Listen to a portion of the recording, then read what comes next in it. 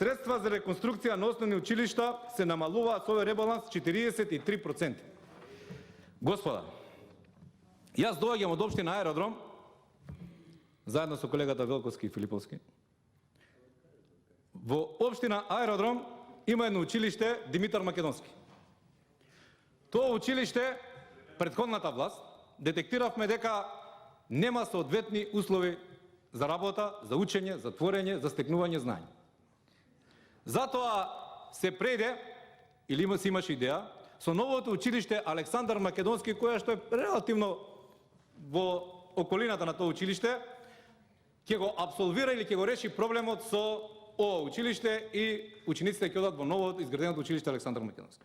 Но се виде дека од искуствено тоа не помага. Затоа претходната влада, уште 2015, тоа е 14 беше првичната идеја, 2015-16 година реши по иницијатива на и локалните власти, и државните власти, и најповеќе на граѓаните, што живеат таму и имаат дечиња, да се преде на темелна реконструкција, тоест на изградба на нова училишна зграда за училиштето Димитар Македонски. 2016 се почна изградбата. Појдете сега и видете во какви услови или докаде е изградбата, во какви услови учат тие ученици. Ова е срамота за 21 век учениците да учат во едни такви субстандардни услови. Вие ќе кажете што е причината, господја министерке. Вие ќе кажете зошто година дена на тоа училиште се нема, што вели колегата Ѓорчев, шајка ударена. Не знам зошто е. Не сакам да преюдицирам, нити да шпекулирам.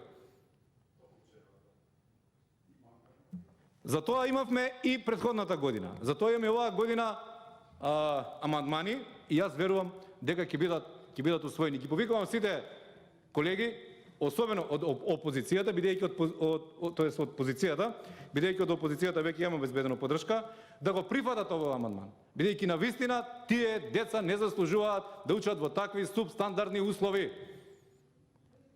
Кровот протекува, прозорите се за луфтирање. Навистина 21 век да ученици учат во такво училиште е надвор од секаква логика.